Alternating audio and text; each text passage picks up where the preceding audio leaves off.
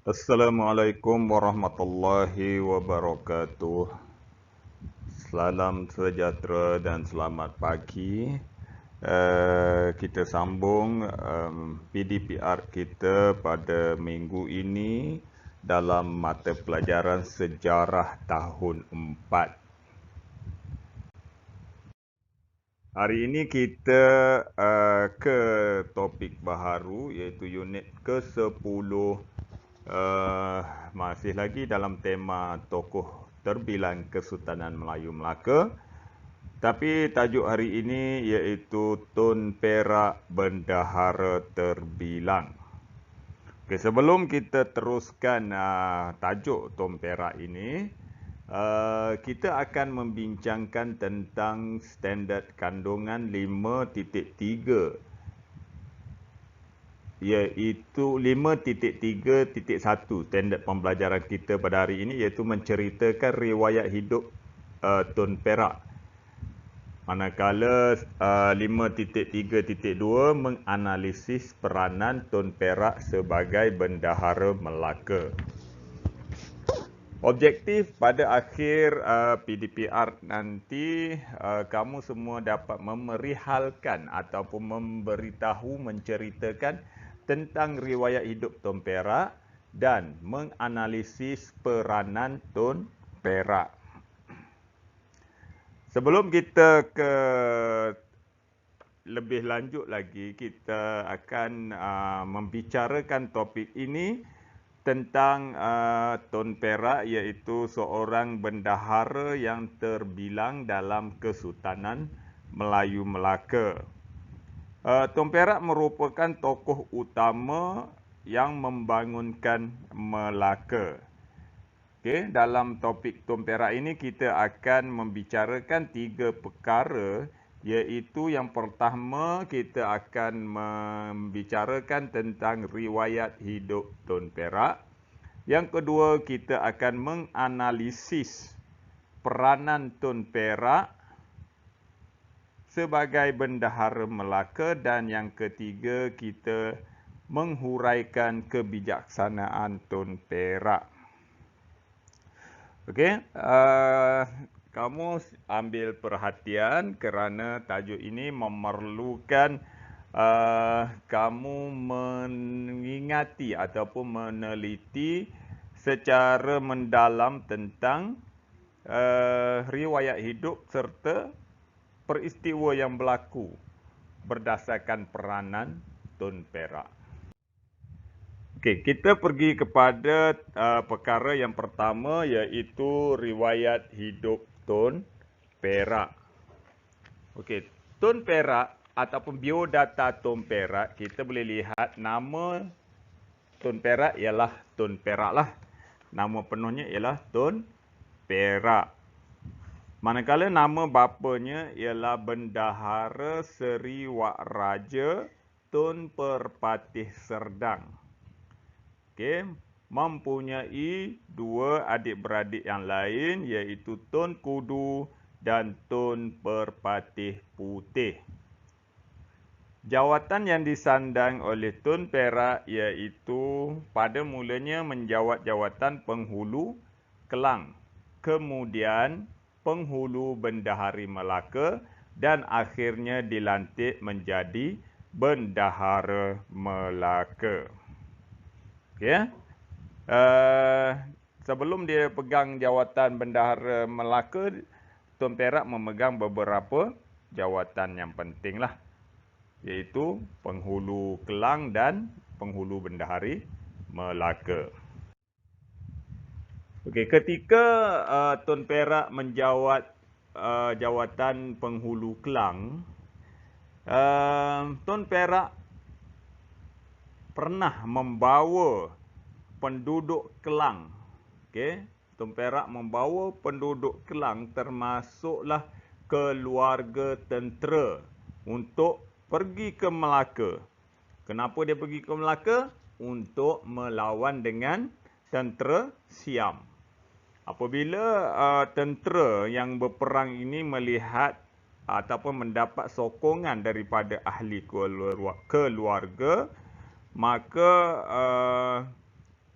semangat berjuang dalam kalangan tentera telah meningkat ataupun menaikkan lagi semangat perjuangan kerana ketika berperang ahli keluarga ada bersama.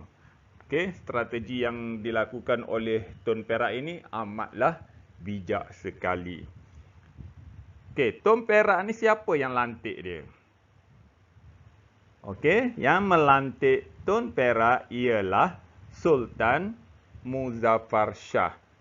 Okay, dia lantik Tun Perak ni menjadi bendahara ketika pemerintahan Sultan Muzaffar Shah.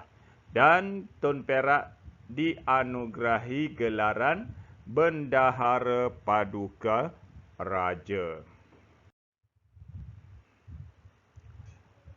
Okay, Tun Perak merupakan orang bendahara yang lama berkhidmat, iaitu berkhidmat di bawah 4 orang sultan, iaitu Sultan Muzaffar Shah, Sultan Mansur Shah, Sultan Alauddin Riayat Shah dan Sultan Mahmud Shah. Okay, ketika pemerintahan Sultan Mahmud Shah, Tun Perak pernah meninggalkan wasiat kepada Sultan Mahmud Shah.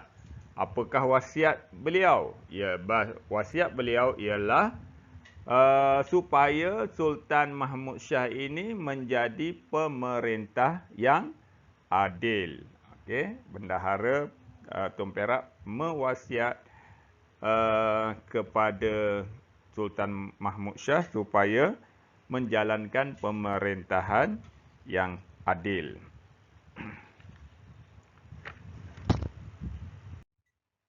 Okay, kita tengok perkara yang kedua ataupun topik yang kedua, iaitu dalam unit Bendahara Tun Perak ialah peranan Tun Perak. Apakah peranan yang dilakukan ataupun yang dimainkan oleh Tun Perak? Okey, peranannya ada 4, iaitu yang pertama sekali ketua pembesar. Okey, dalam tugas sebagai ketua pembesar merangkumi tugas-tugas lain seperti menjalankan tugas sultan apabila sultan gering atau sultan keluar negara. Jadi Tun Perak telah ataupun melakukan peranannya sebagai menjalankan tugas sultan. Apabila sultan gering, itu sultan sakit ataupun sultan keluar negara. Selain daripada itu juga, Tun Perak menjalankan tugas-tugas pentadbiran atas arahan Sultan Melaka. Dia tak boleh nak menjalankan arahan tugas sendiri, tetapi perlulah mendapat arahan daripada Sultan Melaka. Dan peranan yang ketiga dalam ketua pembesar ialah memastikan pelaksanaan undang-undang negeri Melaka dipatuhi. Peranan yang kedua ialah penasihat sultan. Okey. Tun Perak menasihati sultan dalam hal ehwal pemerintahan.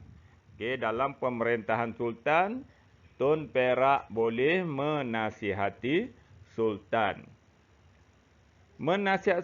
Menasihati sultan supaya memerintah kerajaan mengikut ajaran Islam. Peranan yang ketiga ialah sebagai ketua diplomat. Okey. Dalam ketua diplomat ini, Tun Perak menguruskan hubungan diplomatik. Okay, diplomatik dengan kerajaan lain seperti kerajaan China dan kerajaan Siam.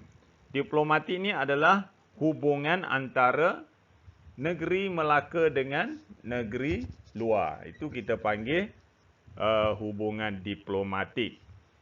Okey, selain daripada itu juga tugas ketua diplomat ni ialah menyambut kedatangan utusan dari luar negara.